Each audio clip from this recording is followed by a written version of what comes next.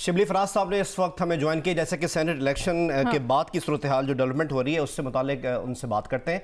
Senate election के नताइज के बाद हुकूमत क्या कर रही है, इस पर बात करने के लिए हमारे साथ जैसे कि फोन लाइन पर मौजूद हैं वफाकी वज़ीर इत्तलात शिबली फराज साहब। शिबली साहब बहुत बहुत शुक्रिया अपना वक्त देने के लिए। एतमाद के वोट का ऐलान हो चुका है, अब क्या हिकमत अमली होगी हुकूमत की? देखिए जी, हमारी हिकमत अमली तो यही है कि जो हमारा हमेशा से स्टैंड रहा है कि हमने जो पूरे कैंपेन चलाया था कि इलेक्शन शफाफ हों और आज़ादाना तरीके से हों, लेकिन इसके साथ साथ ही में हम ये भी चाहते हैं कि कौम को कल पता चल गया कि कौन किस तरफ खड़ा था। ऑपोजिशन जो कि एक ऐसी कुव्वतों को की नुमाइंदगी कर रही है जो कि हमेशा वोट के खरीदने और बेचने पे उनका इंहिसार रहा है, जबकि हमारी पार्टी का प्राइम मिनिस्टर इमरान खान का जो एक जदोजहद है वो यही है कि इंतखाबात शफाफाना होने चाहिए, आज़ादाना होने चाहिए। अच्छा शिबली फराज साहब ये अर्ज कीजिएगा, अब जब वज़ीर आज़म एतमाद का वोट लेने जा रहे हैं, इस सिलसिले में आप लोगों ने कौमी असम्बली का इजलास दोबारा कब तलब किया है और क्या वज़ीर आज़म कौम से भी खिताब करेंगे? जी देखिए, पहली बात तो ये है कि परसों हफ्ते के दिन जो है तो वो इजलास तलब किया गया है और प्राइम मिनिस्टर साहब आज शाम को कौम से खिताब भी करेंगे। और उसके अलावा एक और अहम फैसला जो कि आज सीनियर लीडरशिप के साथ मशावरत के बाद प्राइम मिनिस्टर इमरान खान ने जो फैसला किया है कि सेनेट चेयरमैन सादिक संजरानी, जिनकी पिछले 3 साल की कारकर्दगी को देखते हुए ये फैसला किया गया है अपने हुकूमत की तरफ से और इत्तेहादियों की तरफ से कि सादिक संजरानी जो है तो वो हमारे सेनेट चेयरमैन के कैंडिडेट होंगे। अच्छा, अभी अब से कुछ देर पहले फिरदौस आशिक अवान साहिबा मीडिया से गुफ्तगू कर रही थी, प्रेस कॉन्फ्रेंस कर रही थी। उन्होंने कहा था कि जिन पीटीआई मेंबरान ने वोट अपनी पार्टी के खिलाफ किया है उनके खिलाफ कानूनी चाराजोई करेंगे। तो ये कानूनी चाराजोई कब तक होगी? देखिए जी, ये तो अभी इस वक्त तो हम फोकस कर रहे हैं इस पे जो आने वाले इलेक्शंस हैं और बाकी उस पे उमूर पे, और इस पे जो है तो फिर जाहिर है कि इसकी पूरी एक इंक्वायरी होगी और पूरी एक इसके तरीक़ेकार इख्तियार किया जाएगा। ठीक है। अच्छा शिबली साहब ये अर्ज़ कीजिएगा, वज़ीर आज़म जैसे कि आपने बताया कि हफ्ते को एतमाद का वोट लेंगे, इजलास भी तलब किया गया, ये अर्ज़ कीजिएगा कि क्या पार्टी की सतह पर क्या मुशावरत चल रही है, अरकान को हाजिर रहने की हिदायत की गई है, मज़ीद इस सिलसिले में क्या इक़दाम कर रहे हैं आप लोग?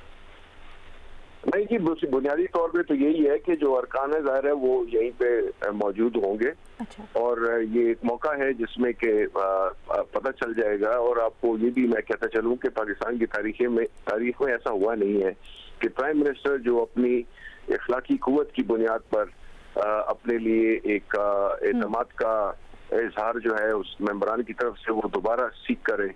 तो इंशाल्लाह ये पाकिस्तान की जो डेमोक्रेटिक तारीख है, क्योंकि डेमोक्रेसी जो है तो हमेशा वो इंतखाब भी सीक्रेट बैलेट से ही होता है, तो उसमें क्या एक्सपेक्ट कर रहे हैं आप? देखिए जी, आप मेरे अगर जवाब तो पूरा सुन लिया करें, अगर आप सवाल में जवाब में ही सवाल दूसरा कर दे तो जरा मुश्किल हो जाता है। लेकिन बुनियादी तौर पे यही है कि हम एक नई ट्रेडिशन, एक पॉजिटिव जमहूरी उसकी जो कल्चर है उसके मुताबिक, जो कि जितने भी मुहज़्ज़म मुआशरे हैं जहाँ पे कि जमहूरियत में जड़ें पकड़ी हैं, हम उन्हीं रिवायात को लेके चलना चाहते हैं जिसमें कि जो प्राइम मिनिस्टर होता है वो उसको एतमाद होता है अपने मेंबरान का, और वो उस इखलाकी कुव्वत पे, जमहूरियत जो है तो वो सिर्फ इखलाकी इक़दार पे चलती है। जहाँ पे पैसा और धौंस की रिवायात हो तो जाहिर है कि वो मुआशरे न तरक्की करते हैं, ना वो मुल्क तरक्की करते हैं। अच्छा शिबली साहब, आपसे कुछ दिनों पहले शहबाज गिल साहब ने कहा था कि वोट बेचने वाला और उसको ख़रीदने वाला तो ये एक लानत है। तो यकीनन आप लोगों का भी यही मौक़िफ़ है कि ये नहीं होना चाहिए, हॉर्स ट्रेडिंग नहीं होनी चाहिए। लेकिन आपकी सफ़ों में जो लोग बिके, आपने बोला अभी उनके खिलाफ इंक्वायरी होगी और प्रोसेस चलेगा, तो फौरी तौर पे जी देखिए मेरी बात सुने। पहली बात तो ये है कि हम जब ये बात करते हैं तो उसके पीछे एक पूरा एक हिस्ट्री है। हम वो वाहिद पार्टी हैं जिसने कि 2018 के इलेक्शंस में जो बिके थे उनको पार्टी से निकाल दिया। कोई और ऐसी पार्टी मुझे बता दें जिसने कि ये काम किया हो। हम तो जो कहते हैं उस पर अमल करते हैं। तो इसलिए इस वक्त जो है हमने आपके कहने पे, ये किसी के कहने पे हमने ये नहीं किया था। हमने वो अपनी पार्टी का जो हमारा कल्चर है, हमारा जो प्राइम मिनिस्टर साहब जो उनकी सोच है, उसको हमने अपनी अखलाकियात के मुताबिक हमने फैसले किए थे। वो इस वजह से नहीं किए थे कि आप प्रेशर डालेंगे तो हम उस करेंगे या नहीं करेंगे। वो बिल्कुल हम अपनी हमारी जो रिवायात हैं, हमारा जो माजी है उसमें हमने यही हमेशा साबित किया है कि हम इस मुल्क में जो है तो एक उसका अकाउंटेबिलिटी का प्रोसेस भी लाना चाहते हैं और उसमें हमने अमली फैसले किए हुए हैं। अच्छा सर, ये बता दें, आप जो हफ्ते को एतमाद का वोट लेने जा रहे हैं वजीर आजम, पूरे एतमाद है कि आपके पार्टी के मेंबरान वजीर आजम के हक में वोट देंगे, एतमाद जाहिर करेंगे उनके ऊपर?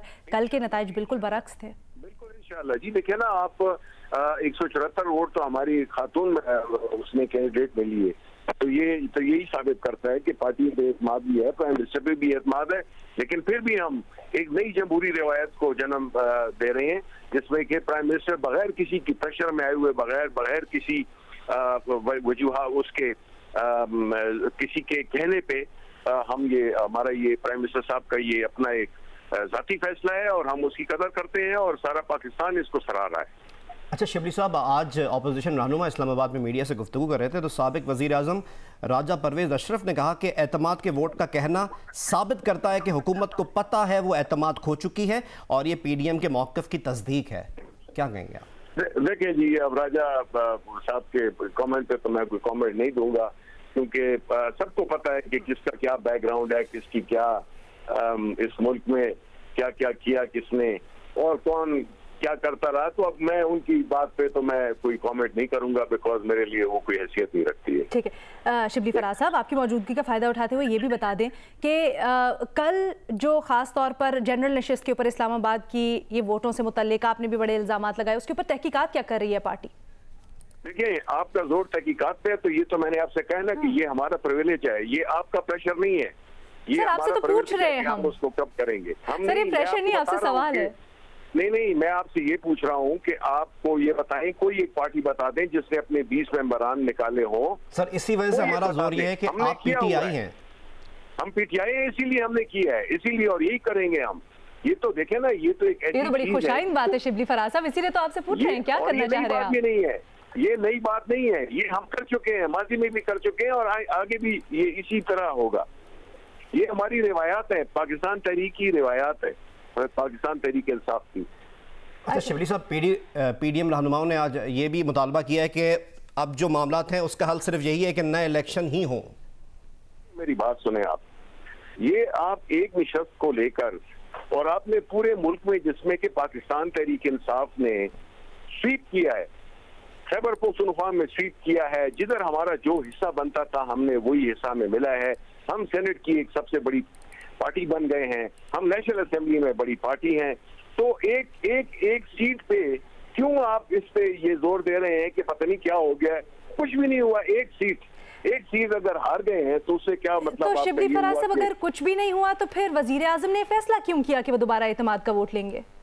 ये तो उनकी करेज है, उनकी बेबाकी है और वो ये इखलाकियात पे अपनी सियासत करते हैं, वो मफादात पे नहीं करते हैं। वो ये समझते हैं कि अगर ऐसी बात है तो मैं दोबारा मतलब इखलाकी तौर पर उनको ये जरूरत महसूस हुई। ये है, एक सेकंड, इसे लगता ये है कि अपोजिशन भी इस बात पे काफी परेशान है कि हम ये क्यों कर रहे हैं।